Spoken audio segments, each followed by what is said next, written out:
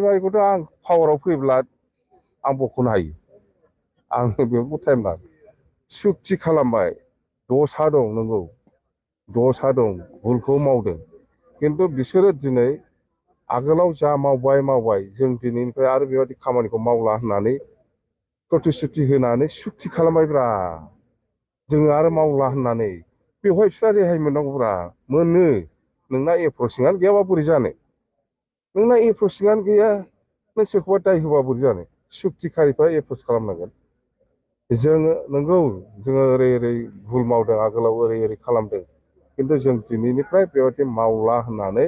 प्रतिश्रुति होनानै सुक्ति खालामबाय बिनि उनाव मा थाखो आंहाबोथ' भुल दंमोन आंबोथ' बेबायदि खामानि मावला होननानै सुक्ति खालामदों बिनि थाखायथ' जेलनिफ्राय आंबो गदों केसाबो जोबदों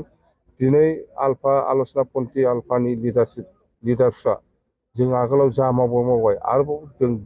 गोदानै बेबायदि मावफिनला जोङो सान्थि थानो लुबैयो होननानै बिथांमोनाबो सुक्ति खालामबाय बिनि थाखायनो जेलनिफ्राय गजोब्बाय